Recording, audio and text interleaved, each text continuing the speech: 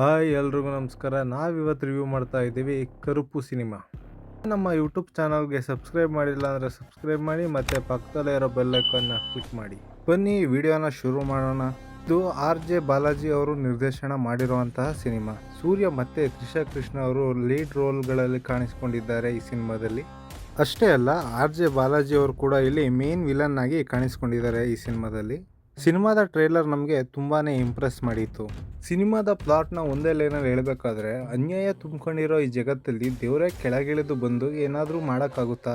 ನಮ್ಮ ದೇಶದಲ್ಲಿ ನ್ಯಾಯವನ್ನು ಪಡ್ಕೋಬೇಕಾದ್ರೆ ಅಲ್ಲಲ್ಲ ನಿಯತ್ತಿಂದ ನ್ಯಾಯವನ್ನು ಪಡ್ಕೋಬೇಕಾದ್ರೆ ಎಷ್ಟು ಸುಲಭ, ಎಷ್ಟು ಕಷ್ಟ, ಅದಕ್ಕೆಲ್ಲ ಏನೆಲ್ಲ ಹರಸಾಹಸ ಪಡಬೇಕು ಅನ್ನೋದನ್ನ ಈ ಸಿನಿಮಾದಲ್ಲಿ ಡೀಟೇಲ್ ಆಗಿ ತೋರಿಸಿದ್ದಾರೆ. ಇಲ್ಲಿ ಒಬ್ಬರಿಗೆ ಅನ್ಯಾಯ ಆಗಿದೆ, ಅವರು ನ್ಯಾಯ ಪಡೆಯೋಕ್ಕೋಸ್ಕರ ಕೋರ್ಟ್ನ ಸುತ್ತಿದ್ದಾರೆ. ಆದರೆ ಒಬ್ಬರು ಭ್ರಷ್ಟರಿಂದ ಅವ್ರಿಗೆ ನ್ಯಾಯ ಸಿಗ್ತಾ ಇರೋದಿಲ್ಲ. ಹೀಗೆ ಇರುವಾಗ ಕರುಪ್ಪು ಸ್ವಾಮಿ ಧರೆಗೆ ಬಂದು ಏನ್ ಮಾಡಿದ್ರು, ಯಾವ ರೂಪದಲ್ಲಿ ಧರೆಗೆ ಬಂದ್ರು ಅಂತ ನೀವು ಈ ಸಿನಿಮಾ ನೋಡೇ ತಿಳ್ಕೊಬೇಕು. ಸಿನಿಮಾದ ಬಿಗ್ಗೆಸ್ಟ್ ಪಾಸಿಟಿವ್ ಇಲ್ಲಿನ ಡೈರೆಕ್ಟರ್ RJ ಬಾಲಾಜಿ ಡೈರೆಕ್ಷನ್ ಮಾಡ್ತಾರೆ, ಸಿನಿಮಾದಲ್ಲಿ ನಟಿಸ್ತಾರೆ, ಮತ್ತೆ ತಮಿಳ್ ಕಾಮೆಂಟ್ರಿ ಕೂಡ ಮಾಡ್ತಾರೆ. ಕ್ರಿಕೆಟ್ ಅಲ್ಲಿ ಮಲ್ಟಿ ಟ್ಯಾಲೆಂಟೆಡ್ ಅಂತ ಕೂಡ ಹೇಳ್ಬೋದು. ಇನ್ನು ಈ ಸಿನಿಮಾ ಬಗ್ಗೆ ಬರೋದಾದ್ರೆ, ಇಲ್ಲಿನ ಡೈರೆಕ್ಷನ್ ಬಿಗ್ಗೆಸ್ಟ್ ಪಾಸಿಟಿವ್ ಅಂತಾನೆ ಹೇಳ್ಬೋದು. ಅದರಲ್ಲೂ ಈ ಸಿನಿಮಾದ ಮೊದಲನೇ ಅರ್ಧ ಕಳೆದೋಗೋದೇ ಗೊತ್ತಾಗಲ್ಲ. ಅಲ್ಲಿದ್ದ ಸನ್ನಿವೇಶಗಳನ್ನ ಎಕ್ಸ್ಟ್ರೀಮ್ಲಿ ಎಂಗೇಜಿಂಗ್ ಆಗಿ ಬರ್ಕೊಂಡಿದ್ದಾರೆ. ಅದರಲ್ಲೂ ಸೂರ್ಯ ಅವರ ಇಂಟ್ರೊಡಕ್ಷನ್ ಆಗೋದೇ ಸಿನಿಮಾ ಸ್ಟಾರ್ಟ್ ಆಗಿ 20ರಿಂದ 25 ನಿಮಿಷ ಆಗಬೇಕು.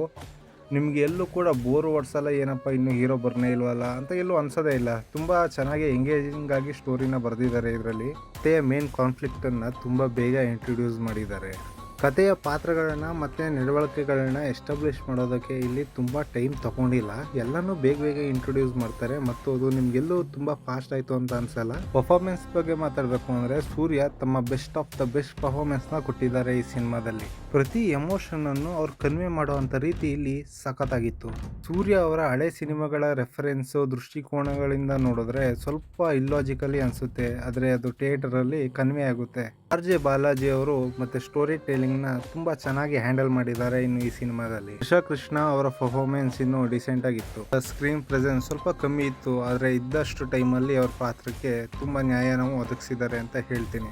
ಇನ್ನು RJ ಬಾಲಾಜಿ ವಿಲನ್ ಆಗಿ ಬ್ರಿಲಿಯಂಟ್. ತಮಗೆ ತಾವೇ ಬರ್ಕೊಂಡಿರುವಂತಹ ಪಾತ್ರದಲ್ಲಿ RJ ಬಾಲಾಜಿ ಅವರು ಸಿಕ್ಕಾಪಟ್ಟೆ ಡ್ಯಾಶಿಂಗ್ ಆಗಿ ಆ್ಯಕ್ಟಿಂಗ್ ಮಾಡಿದ್ದಾರೆ.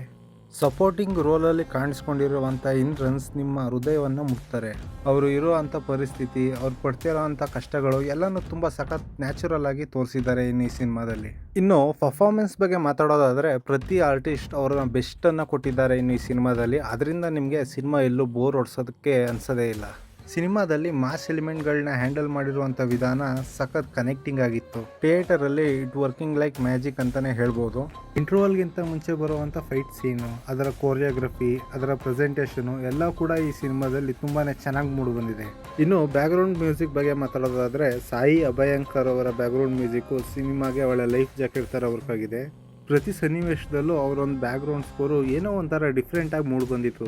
ಸಿನಿಮಾದ ಬ್ಯಾಕ್ಗ್ರೌಂಡ್ ಸ್ಕೋರು ಸಖತ್ತಾಗಿತ್ತು. ಇನ್ನು ಸಾಂಗ್ಗಳ ವಿಷಯಕ್ಕೆ ಬರೋದಾದರೆ ಅವರೇಜ್ ಆಗಿತ್ತು, ಅಷ್ಟೊಂದೇನು ಕ್ಲಾಸಿಯಾಗಿ ಸಖತ್ತಾಗಿದೆ ಅನ್ಸಲ್ಲ.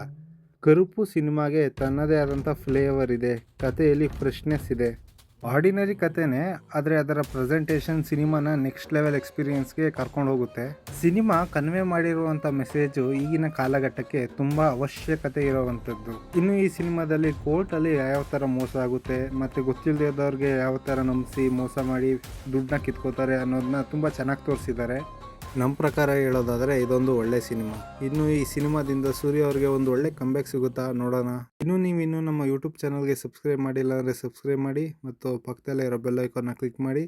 ಥ್ಯಾಂಕ್ ಯು ಅಂತ ಹೇಳ್ತಾ ವಿಡಿಯೋನ ಇಲ್ಲಿಗೆ ಎಂಡ್ ಮಾಡೋಣ.